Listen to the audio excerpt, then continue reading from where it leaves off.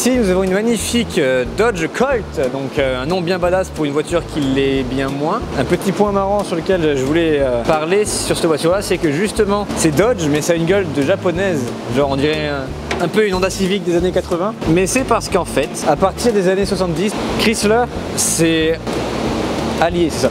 Chrysler s'est allié avec Mitsubishi pour faire des voitures économiques, plus compactes, pour pallier à la crise qu'il y a eu après, les crises pétrolières, etc. Ils ont donc pondu ces choses-là. C'est tout simplement des Mitsubishi qui ont été rebadgés Dodge, hein, c'est rien de plus là. Il y a aussi des Plymouth comme ça.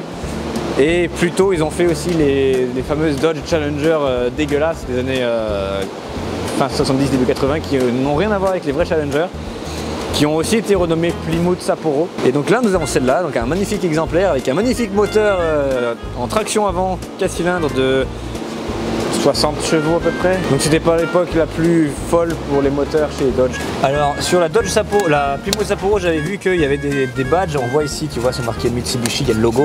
Il y a plein d'endroits où tu peux voir qu'effectivement tout vient de chez Mitsubishi. Et sur la Plymouth Sapporo, il y avait plein de pièces aussi comme ça. J'en avais vu une justement qui est arrivée à la casse il y a un petit moment. Je crois que j'ai des photos, on va les mettre là maintenant.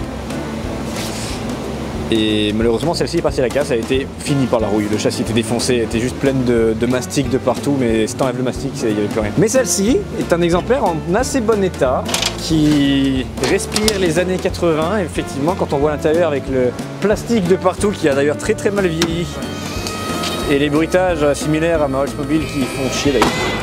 Les fameux quand tu laisses les lumières allumées. Et voilà, c'est tout. J'avais juste envie de parler de cette voiture parce qu'elle est quand même rigolote. Ah, il y a de la fouille sur le toit. C'est quand même une voiture qu'on ne voit plus du tout. Présentement, c'est rendu très rare et on comprend pourquoi. Parce que c'est pas très fou. Hein. C'est vraiment.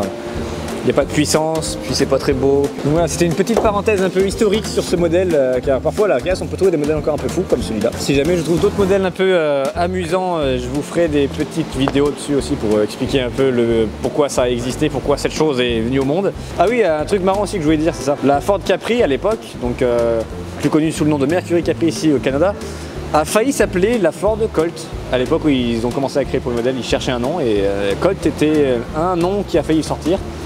Finalement ils n'ont pas pris. Et finalement quand on voit ce qui est devenu la Colt, on est content que c'est pas ce nom là qui nous vient à l'esprit quand on pense à la Ford Capri. Et donc cette petite parenthèse pour dire que cette bagnole, on s'en bat les couilles. Exactement, c'est de la merde. Starsky et Hutch, ils auraient fait qu'un seul épisode avec ça. Et encore. À sauter sur le capot. Il serait passé à travers le gars. Ouais. Après, t'as vu, la voiture est devenue mate. Dans ce cas, on peut dire que c'est une automate. Excusez-moi, on m'appelle. Oh putain. Oh, elle roule bien. Mais elle roule trop bien. Ah, j'aime bien.